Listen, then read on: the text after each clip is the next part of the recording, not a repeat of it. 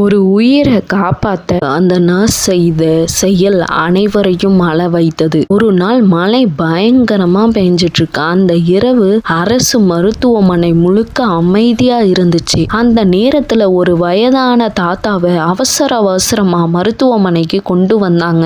மூச்சு விடவே ரொம்ப கஷ்டப்பட்டாரு. டாக்டர் வர இன்னும் நேரம் ஆகும். ஆனா இங்க இருந்த நர்ஸ் மீனா ஒரு நிமிஷம் கூட யோசிக்காம, தாத்தா பயப்படாதீங்க, நான் இருக்கேன்னு அவரோட கைய பிடிச்சு ஆறுதல் சொன்னா. மழை காரணமா மருந்து கூட கிடைக்கல. ஆனா அந்த பெண் நள்ளிரவுல தனியா ஸ்கூட்டர்ல போய் மருந்து வாங்கிட்டு வந்தா. பல மணி நேரம் போராட்டத்துக்கு பிறகு அந்த தாத்தா மெதுவா கண் திறந்தாரு. அடுத்த நாள் காலையில அவரோட குடும்பம் கண்ணீரோட சொன்ன ஒரு வார்த்தை, நீங்க நர்ஸ் இல்லம்மா, எங்களுக்கு கடவுள் மாதிரின்னு. அந்த நேரத்துல மீனா சிரிச்சா. ஆனா அந்த சிரிப்புக்குள்ள இருந்தது ஒரு உயிரை காப்பாத்தின சந்தோஷம். மருந்து கொடுப்பது எல்லாராலையும் முடியும். ஆனா நம்பிக்கையை கொடுத்து உயிரை காப்பாத்துவது சில நல்ல மனசுங்களால தான் முடியும். அவங்க தாங்க நர்ஸ். உடம்பு சரியில்லாத நேரத்துல நம்ம பெத்த பசங்க கூட நம்மள கிளீன் பண்ண அருவருப்பா நினைக்கும் போது